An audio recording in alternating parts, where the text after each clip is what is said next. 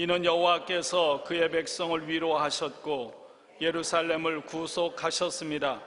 여호와께서 열방의 목전에서 그의 거룩한 팔을 나타내셨으므로 땅 끝까지도 모두 우리 하나님의 구원을 보았도다. 너희는 떠날지어다 거기서 나오고 부정한 것을 만지지 말지어다. 그 가운데서 나올지어다. 여호와의 기구를 매는 자들이여 스스로 정결하게 할지어다. 여호와께서 너희 앞에서 행하시며 이스라엘의 하나님이 너희 뒤에서 호위하시리니 너희가 황급히 나오지 아니하며 도망하듯 다니지 아니하리라. 아멘.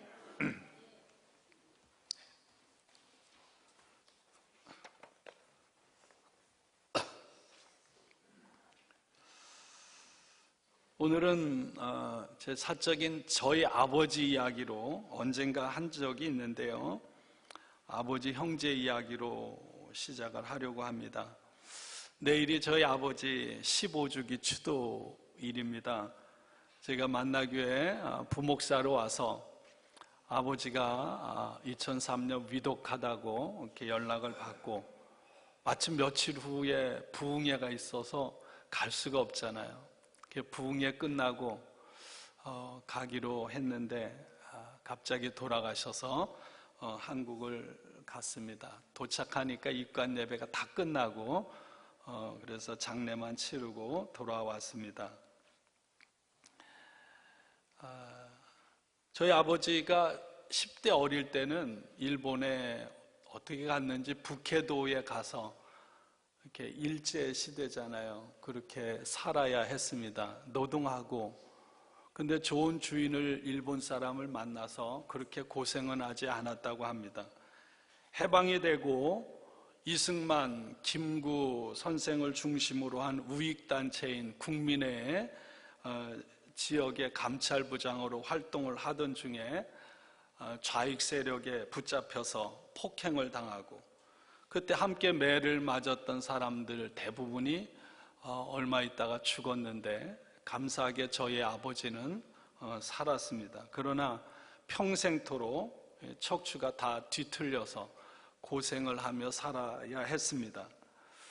그리고 해방이 되고 조금 있다가 군 생활을 해서 거의 7년 조금 덜 된 그런 군 생활을 하고 주임 상사로 전역을 합니다.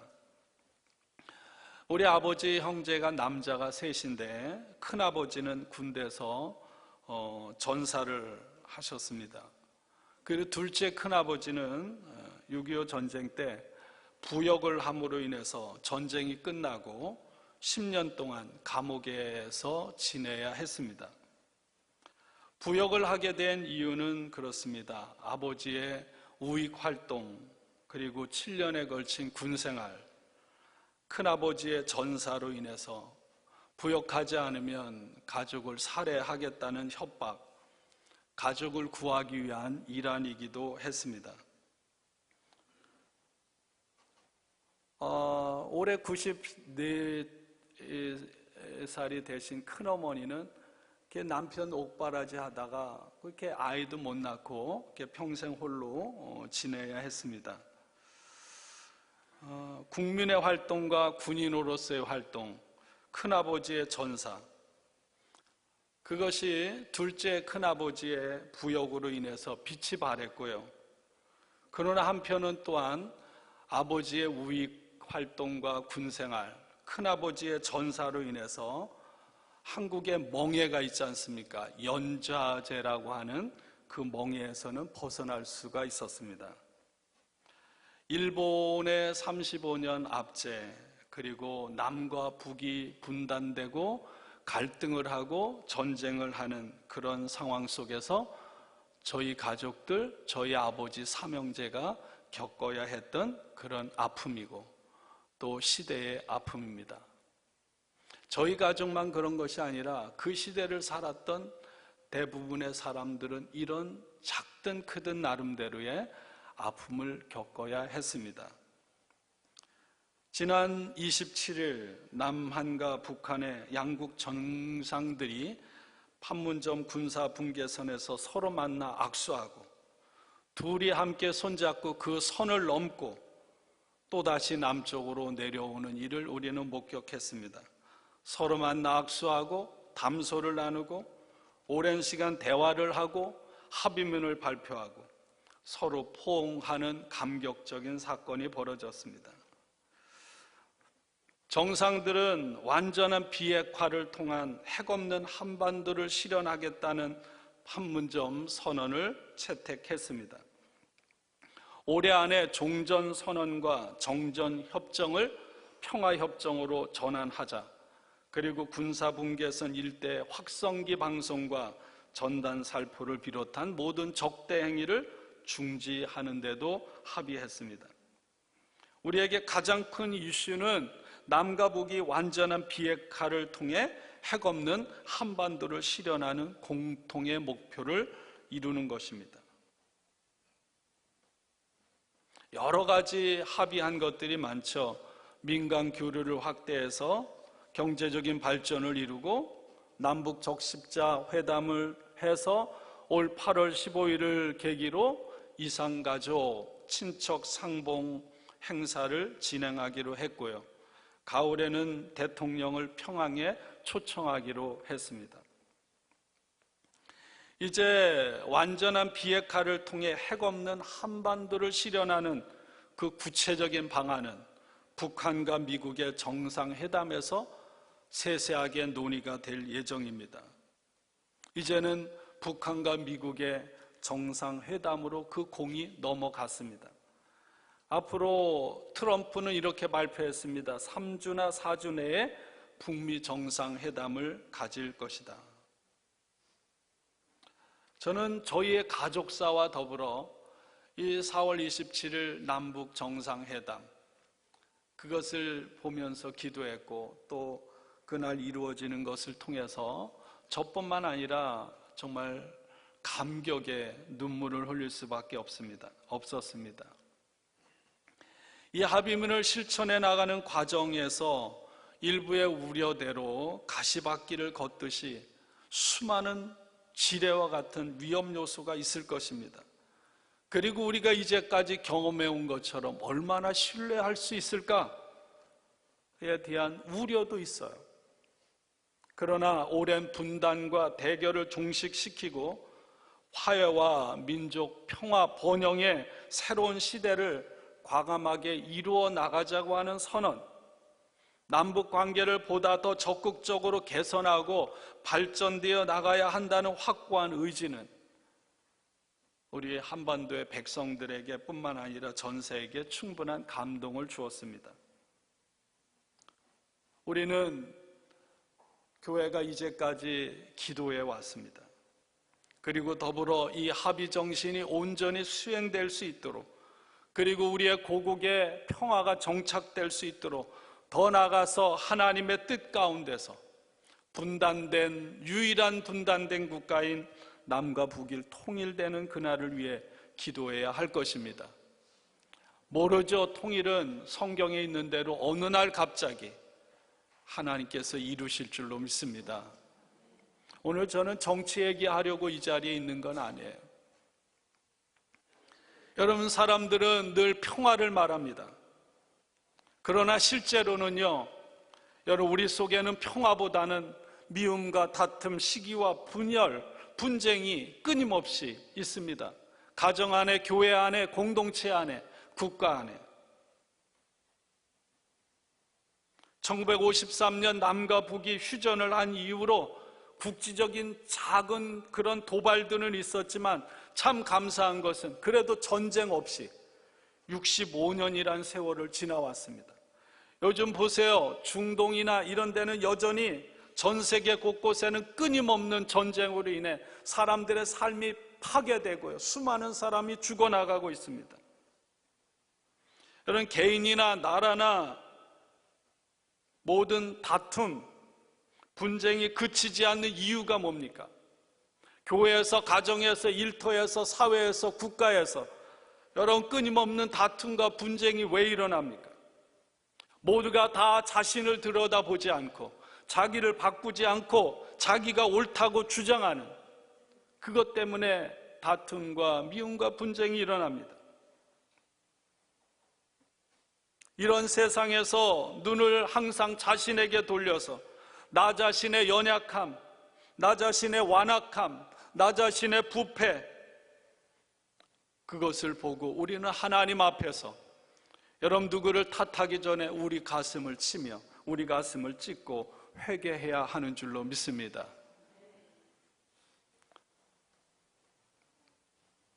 세상에서 우리들이 다른 누군가를 대할 때 항상 나 자신을 내려놓고 우리 자신의 의지를 꺾을 수 있는 사람이 되어야 하는 거죠.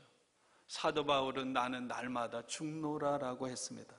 그것이 예수를 따르는 길이기에 매 순간순간 나를 십자가에 못 박고 죽이지 않으면 주님의 길을 따를 수 없기에 하나님의 사람이 될 수 없기에 그런 고백을 했던 것입니다.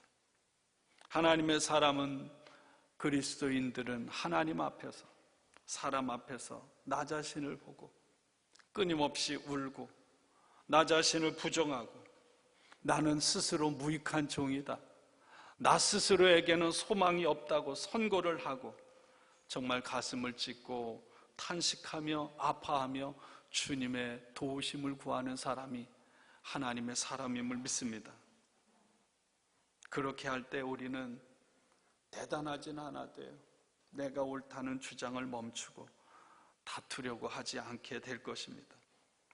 근데 그게 쉽나요? 쉽지 않죠. 해보잖아요. 얼마나 어려워요. 가장 사랑하는 가정에서도 어려워요. 더 어렵습니다. 다른 사람들과 화평을 하지 못해요. 앞에 말한 대로 다 자기 중심적으로 생각하고 행동하고 살아가기 때문에.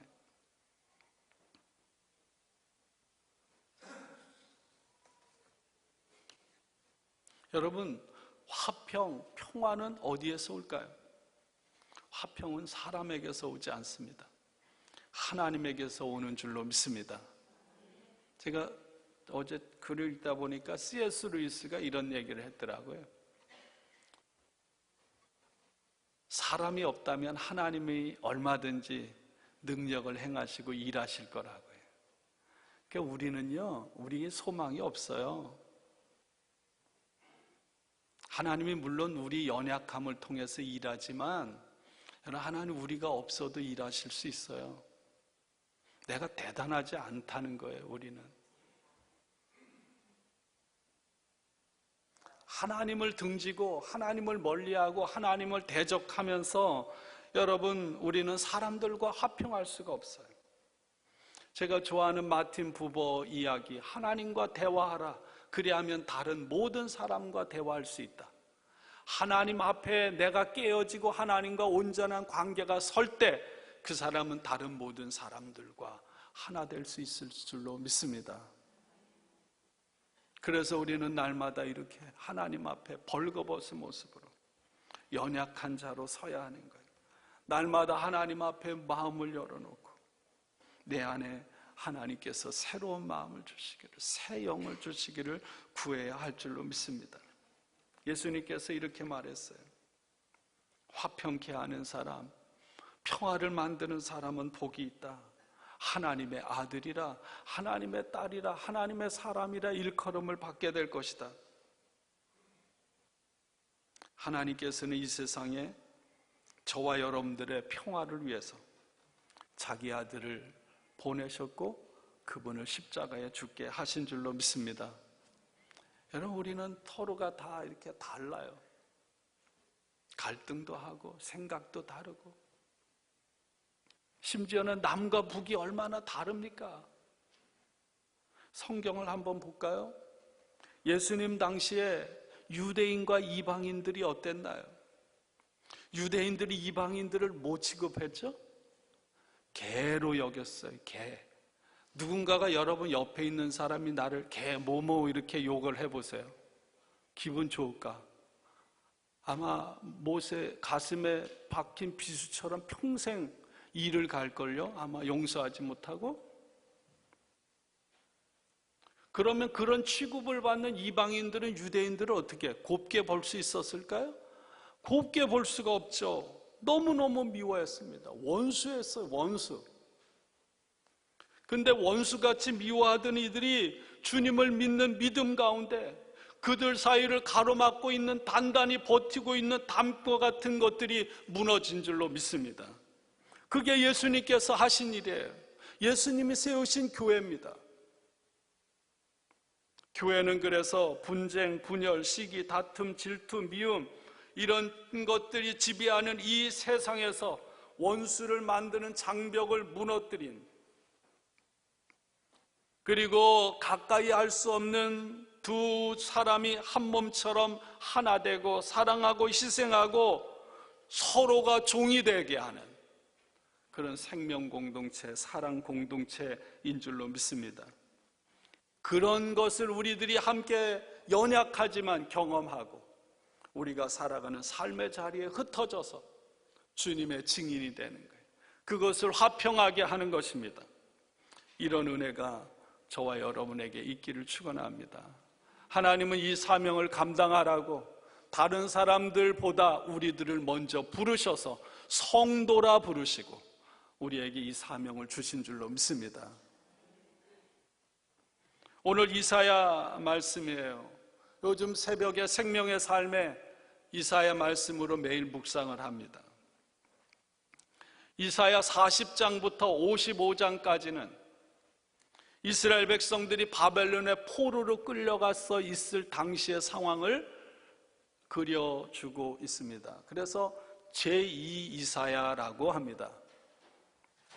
한 500년, 지금 예수님이 태어나기 600년, 6세기에 활동했던 예언자입니다. 바벨론 군대 위에서 유다가 망하고 포로로 끌려와 살아갑니다. 한번 생각해 보세요. 그 삶이 어떨지. 그런 사람들에게 용기와 위로를 주고 회복을 통해서 희망을 선포하는 것입니다. 단순히 포로에서 나만 살짝 빠져 돌아오는 것뿐만 아니라 메시아를 통해서 완전한 회복, 하나님께서 세상을 만드시고 우리를 만드셨을 때 계획하셨던 것들을 완전하게 회복시키는 모습으로 우리에게 선포하고 있습니다. 유다 성읍이 폐허가 되고 절대로 무너지지 않은, 무너져서도 안 된다고 생각했던 예루살렘 성전이 불타버렸어요. 백성들 중에 3분의 1은 죽고 3분의 1은 팔레스틴이나 애굽이나 사방으로 뿔뿔이 흩어지고 3분의 1은 바벨론의 포로로 잡혀갔습니다. 오늘 이사야 51장 말씀부터 함께 나눠보기를 원합니다. 이사야 51장 1절입니다. 아브라함의 이야기를 시작합니다. 하나님께서 많은 사람들 가운데 아브라함을 선택하고 사랑하셨습니다. 아브라함을 부르셔서 말하는 건 내가 너에게 땅을 주겠다, 너로 하여금 큰 민족을 이루게 하겠다고 약속하셨어요. 그리고 그때 사라의 나이는 나이가 들어서 경수가 끊어지고 아이를 낳을 가능성이 없었습니다. 어떤가요? 아브라함은 그때 전혀 가능성이 없어 보이는 상황에서도 하나님의 약속을 받아들이고 그 약속이 이루어지기를 기다립니다. 여러분, 이 아브라함이 바로 이 말씀을 듣고 포로에 끌려와서 절망 속에 살아가는 이 이스라엘 백성들의 믿음의 조상인 거예요. 나라를 잃고 포로로 끌려와서 살고 있지만 아브라함과 사라가 하나님의 약속을 믿고 기다리고 마침내는 그 약속이 이루어지는 것을 경험했던 것처럼 하나님의 약속을 기억해야 한다는 것입니다. 오늘 이 시간 살아가는 여러분 또한 여러분의 삶의 자리에서 이 하나님의 약속을 붙들기를 주님의 이름으로 축원합니다. 51장에 계속 이렇게 말합니다. 하나님께서 이스라엘 백성들을 위로합니다. 나라가 망하고 폐허가 된, 그래서 시온이 이제는 여호와의 동산, 에덴 동산처럼 될 것이라고 말씀하십니다. 슬픔과 절망과 탄식뿐이던 이 시온이 아름다운 동산으로 변해서 그곳이 감사와 찬송의 소리가 넘쳐날 것이라고 했습니다. 분명한 것은 하나님은 옛날에도 그리고 지금도 한순간도 포기하지 않으실 것입니다. 여러분, 그렇게 이 폐허가 된 곳을 여호와의 동산으로 바꾸시는, 슬픔과 탄식 소리만 가득했던 곳을 감사와 찬송이 넘치는 곳으로 바꾸시는 하나님의 능력에는 조금도 의심이 없어요. 하나님께서 그렇게 하시는 데는 아무런 문제가 없다고 선포하고 있습니다. 아멘이시죠? 하나님께서는 예정하신 대로 사랑을 베푸시고 복을 주실 것입니다. 그러므로 하나님의 사랑을 받는 백성이라면 지금 나라를 잃고 정말 절망 가운데 끌려와 살아가고 있는 이 자리에 영원히 내가 남겨질까봐 두려워하거나 아니면 내가 실수하고 내가 죄로 인해서 절망할 필요가 없다는 거예요. 주님은 위로와 긍휼히 여기시는 하나님이시기 때문에 그렇습니다. 하나님은 세상에 다시 한번 기쁨과 즐거움과 감사와 찬송의 소리가 넘치게 하실 것이고요. 그때까지 하나님은 쉬지 않으시는 분임을 믿습니다. 하나님의 사람들은, 이스라엘 백성들은 이 말씀, 하나님이 끝까지 자신들을 버리지 않고 또한 하나님을 믿는 믿음으로 끝까지 헌신하며 그 길을 갈 때 그 가는 길이 헛되지 않을 것이라는 확신을 가지고 용기를 잃지 말라는 것입니다. 여러분, 이렇게 2500년 전에 바벨론의 포로로 끌려와 살아갔던 사람들에게 하나님께서 이사야 선지자를 통해서 주신 이 위로와 소망의 말씀이 오늘 이 시대를 살아가는 저와 여러분들을 날마다 붙들고 일으키고 세우는 생명의 말씀이 되기를 축원합니다. 여러분, 세상이 어떤가요? 오늘 이 하나님의 약속의 말씀을 붙들고 살아가기가 쉽지가 않아요. 끊임없이 하나님을 대적하고 소망을 빼앗아가는 일들이 얼마나 많은지 몰라요. 그런 세상 가운데서 특별히 하나님의 사람들은 용기를 잃어서는 안 된다는 것입니다. 오늘 8절에는 이렇게 말하고 있어요.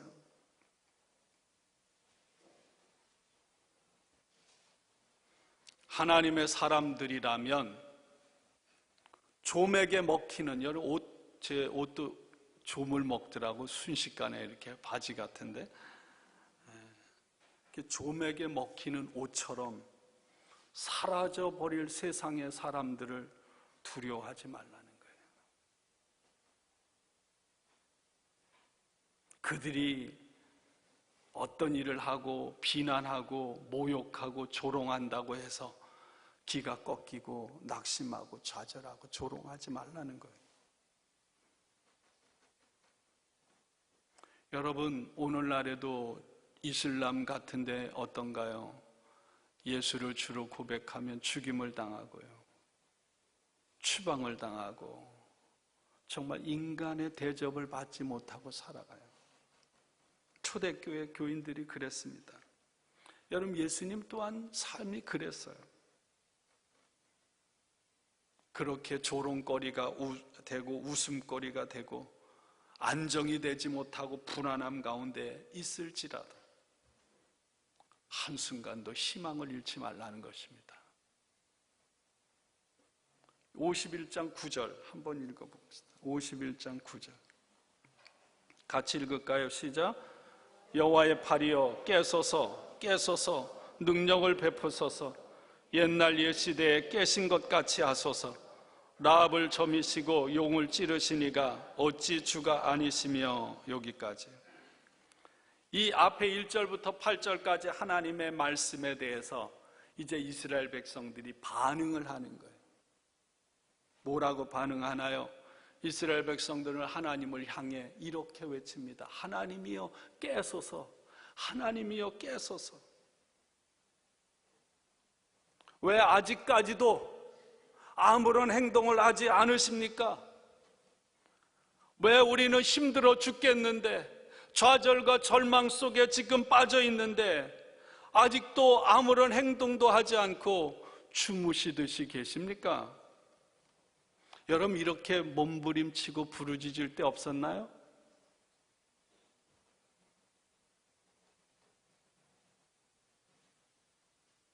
그런데 여러분, 이 이스라엘 백성들의 반응은 잘못된 것이라고 하나님 분명하게 이사야 선지자를 통해서 선포하고 있습니다.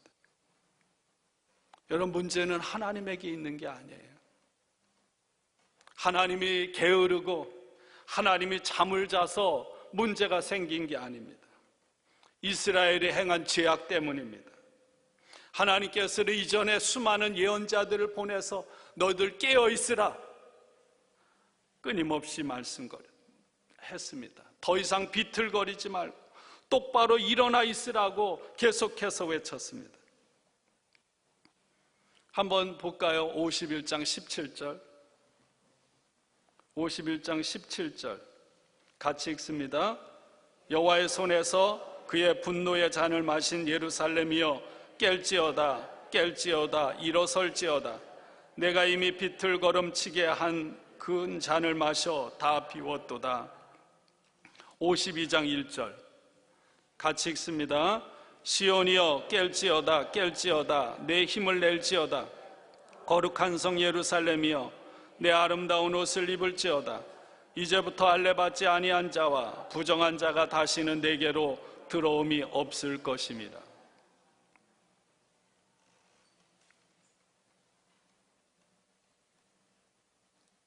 여러분, 우리는 자주 이런 말을 듣고 이런 말을 합니다.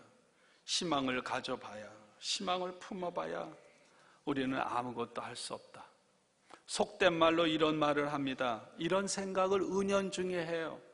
희망이 뭐 밥 먹어주냐.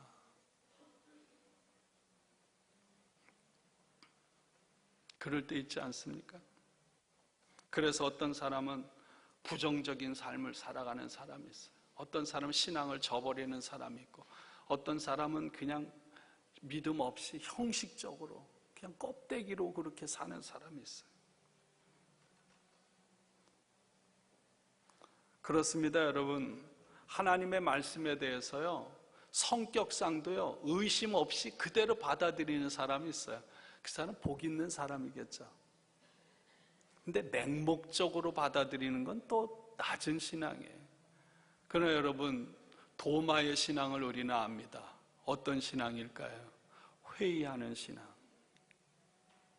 내가 주님의 손가락에 손바닥을 만져보지 않으면, 주님의 창자국을 만져보지 않고는 믿지 못하겠나이다. 도마가 믿음이 없는 게 아니에요. 끝까지 의심하는 거예요. 두 눈을 부릅뜨고. 그래서 보네포가 한 말을 저는 좋아해요. 신 없이 신 앞에 하나님 없이 살아가려는 거예요. 하나님 없는 사람처럼 최선을 다해서 두 눈을 부릅뜨고 살아가라는 거예요. 그러나 살아계신 하나님 앞에서.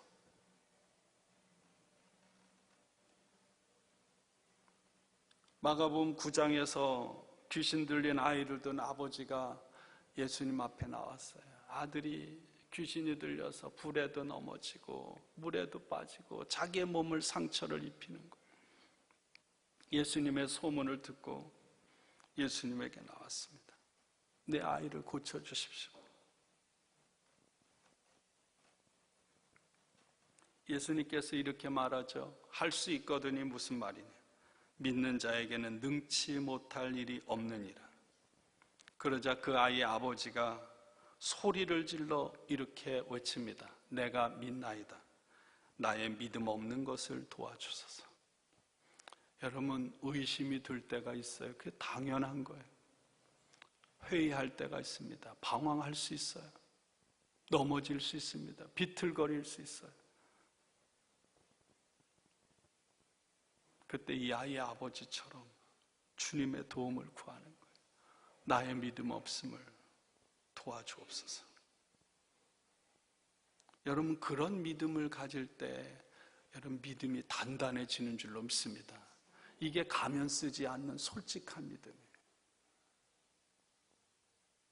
왜 예수 안 믿는 사람이나 우리나 똑같지 않아요? 낙심하고 쓰러지고 상처 입고 좌절하고 절망할 때가 있어요. 매일매일 그렇지 않아요?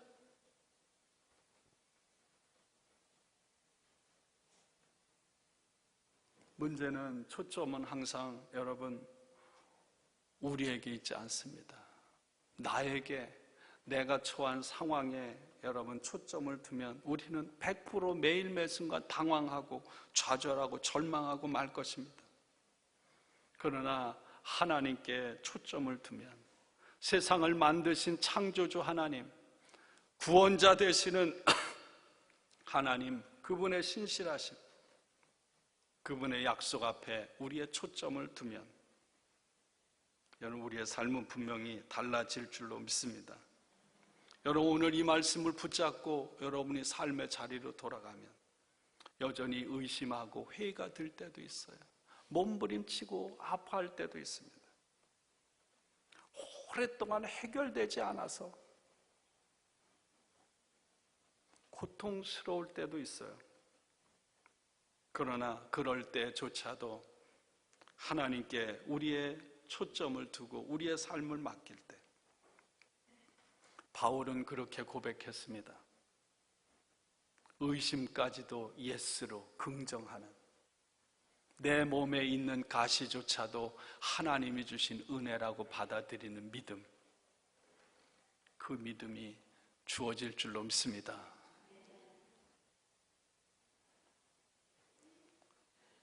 언제나 어떤 상황에서도 거룩하신 하나님, 신실하신 하나님께 우리 인생에 초점을 두시기를 주님의 이름으로 축원합니다.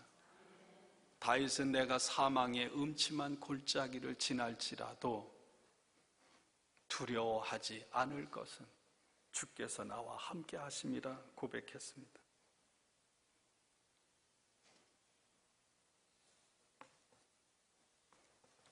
여러분, 우리는 하나님께서 어떤 일을 행하실 때 그 어떤 일을 행하시든지 그 하나님의 일하심에 100% 순종하는 성숙한 믿음이 사람이 되어야 할 것입니다. 우리 자주 이러잖아요. 하나님이 기뻐하지 않는 것, 하나님이 싫어하는 것을 마치 떼쓰는 어린애처럼 내가 할 수 있게 해달라고 몸부림치고 기도하고 부르짖을 때가 얼마나 많았습니까?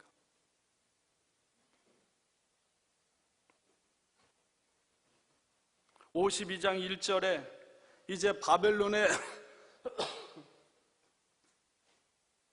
멍에를 벗어버리고 깨어 일어나서 고국을 향해 떠날 수 있다는 소식이 백성들에게 들려옵니다.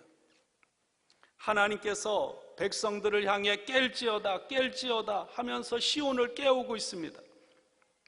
앞에서는 이스라엘 백성들이 하나님을 향해 왜 나는 죽어가는데 주무십니까? 하나님 깨어 있으십시오, 이렇게 말했는데 하나님께서는 두 번이나 51장 17절과 52장 1절에서 너희가 깨어 있어라, 너희가 깨어 있어라, 이렇게 말한 거죠.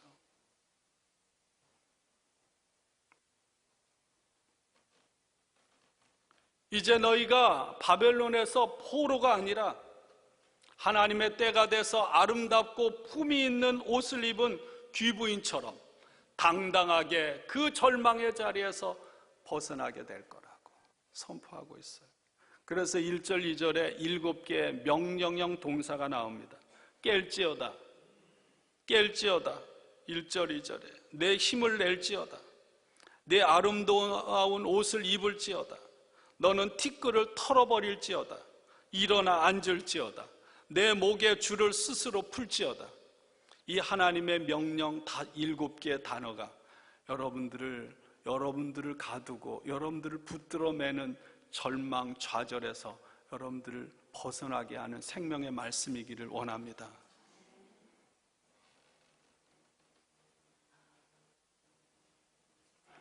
이제는 바벨론 포로에서 70년 동안 포로에서 해방돼서 고향으로 돌아오는데 설명이 필요 없다는 거예요. 설명이 필요 없어요. 어떻게 해방이 되는가, 그게 가능한가, 앉아서 그걸 따질 때가 아닌 거예요. 따지는 그때는 이미 지나갔어요. 하나님이 움직이기 시작했고 하나님이 행동하기 시작했습니다. 지금 하나님께서 일하시는 구원의 새 역사가 눈앞에 펼쳐져 있는데 그걸 앉아서 과연 가능할까? 이루어질까? 그럴 때가 아니라는 거예요.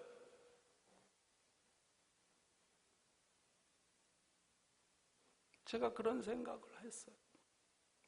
남과 북도 마찬가지, 우리 개인들의 삶도 마찬가지예요.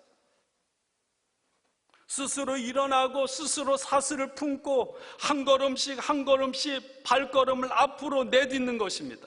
하나님이 움직이고 계시고 우리 또한 그 하나님의 명령을 따라 순종해서 일어나 함께 나아갈 때 하나님께서 펼치시는 새 구원의 역사가 이루어진다는 거예요. 매일매일 여러분의 삶이 그런 삶이 되시기를 주님의 이름으로 축원합니다. 애굽에 내려가서 430년 동안 종살이 하던 이스라엘 백성에게 해방은 어느 한순간 찾아왔어요. 그들이 한밤중에 몰래 도망치듯 애굽에서 나오지 않았습니다. 당당하게 애굽 사람이 주는 폐물, 금은 보석 폐물을 다 받아가지고, 왜? 이스라엘 백성들이 애굽 백성들 사이에 있으면 있을수록 자기들이 다 죽어나가니까 제발 빨리 좀 나가달라고.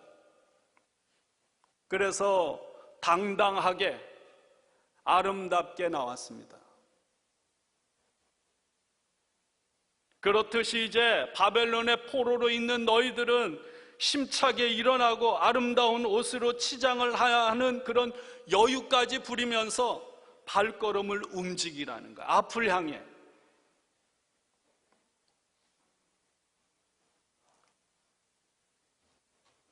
저는 기도합니다. 오늘 말씀은 하나님께서 살아계셔서 살아가는 저와 여러분에게 오늘 주시는 말씀임을 믿습니다. 여러분들을 붙들어 매고 있는 것, 여러분들을 쓰러뜨리게 하는 무엇이든지 상관없이 오늘 힘차게 일어나서 털어버리고 사슬을 끊고 일어나서 깨어서 아름다운 옷을 입고 당당하게 한 걸음씩 한 걸음씩 소망을 가지고 나아가시기를 주님의 이름으로 축원합니다.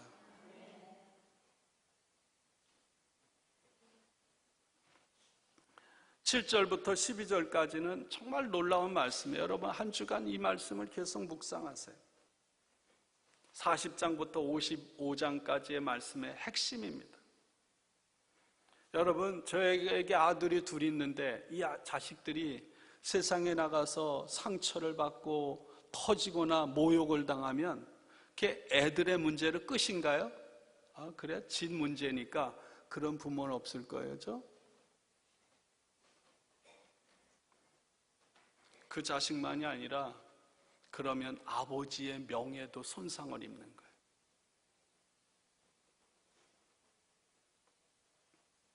이스라엘이 오래전에 가뭄이 들어서 먹고 살기 위해 애굽으로 내려갔습니다. 그런데 요셉을 알지 못하는 바로가 등장을 하고 이스라엘 백성들이 어느덧 노예가 되어서 고통을 받았어요. 너무나 억울하게 고통을 당한 거예요. 아수르가 북이스라엘을 공격해와서 북이스라엘을 멸망시키고 남유다를 포위했습니다. 그리고 아수르의 왕 사네립은 감히 살아계신 하나님을 모독합니다. 히스기야 왕 때. 이스라엘 백성이 연약해서 지금 하나님의 이름이 모욕을 받는 거예요. 그걸 하나님이 놔두실까요? 결국 하나님께서는 당신의 명예를 위해서 애굽을 치시고 애굽에서 당신의 백성을 건져내셨고, 하나님께서는 아수르를 멸망시키고 이스라엘을 해방시킨 줄로 믿습니다. 오늘 그 하나님이 저와 여러분의 하나님이에요.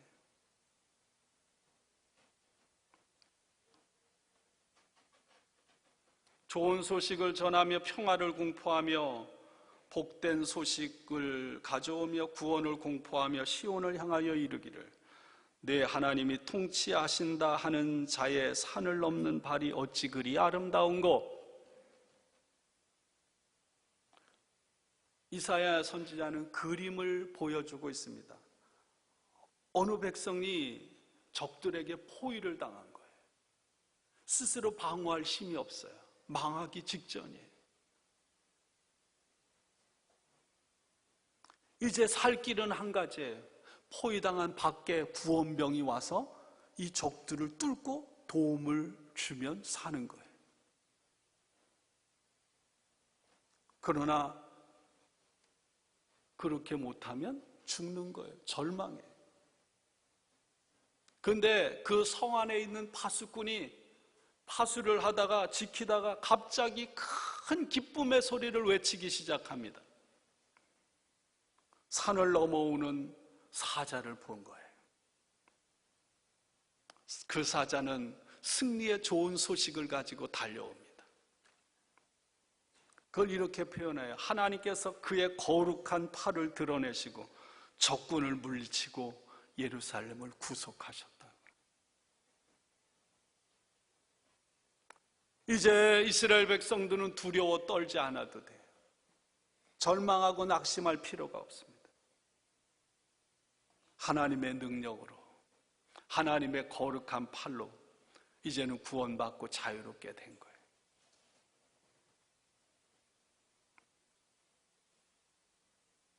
사랑하는 여러분, 언제나 저와 여러분들 그리고 우리가 처한 환경을 바라보면 우리는 좌절할 수밖에 없어요. 또 어떤 사람은 교만할 수밖에 없어요.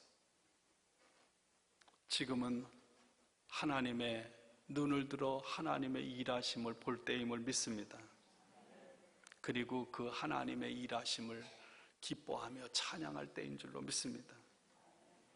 하나님은 오늘도 어제도 앞으로도 저와 여러분의 삶에 살아계셔서 그렇게 일하실 것입니다.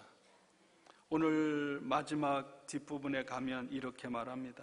11절 같이 읽읍시다. 11절 너희는 떠날지어다 거기서 나오고 부정한 것을 만지지 말지어다 그 가운데서 나올지어다 여호와의 기구를 매는 자들이여 스스로 정결하게 할지어다. 더 강력하게 거듭 명령을 합니다. 떠날지어다. 떠나라는 거예요. 바벨론을 떠나 고국으로 돌아가라는 거예요. 여러분 그 상처, 절망, 좌절의 자리에서 떠나 하나님의 약속을 붙잡고 가라는 것입니다. 하나님을 바라보고 하나님의 일하심을 기대하고 한 걸음씩 발걸음을 옮기라는 것입니다. 이것은 명령입니다.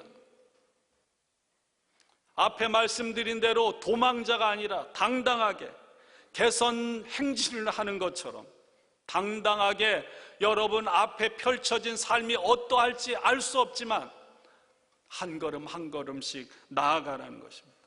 왜? 하나님이 선두에 서서 나가실 것입니다. 그리고 그 하나님이 뒤에서 호위하실 것입니다.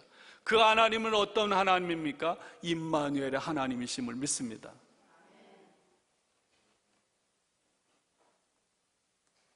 어떤 어려움이 우리 앞에 예견된다 할지라도 어떤 일들이 우리 앞에 가시밭길처럼 놓여있다 할지라도 길이 한 치 앞도 예측할 수 없고 보이지 않는다 할지라도 당황하지 말고 하나님의 능력, 하나님의 일하심을 믿는 믿음 가운데 찬양하며 행진하며 가라는 것입니다.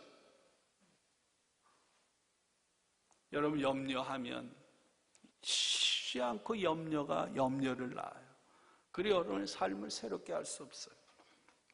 그러나 기뻐하며 즐거운 마음으로 인생 행로를 걸어가면 그때 하나님이 우리와 앞서가셔서 우리를 뒤를 호위하시고 우리와 함께 걸어주시는 하나님을 여러분 발견하고 고백하게 될 줄로 믿습니다. 절망 가운데서 희망을 전하는, 슬픔 속에서 기쁨을 전하는 하나님의 사람이 되시기를 주님의 이름으로 축원합니다. 기쁜 소식이 바로 복음입니다. 복음은 곧 예수님이죠. 여러분이 그런 삶을 살되 예수님을 전함으로 가는 곳곳마다 희망을 일구어내는 우리 모두가 되기를 주님의 이름으로 축원합니다.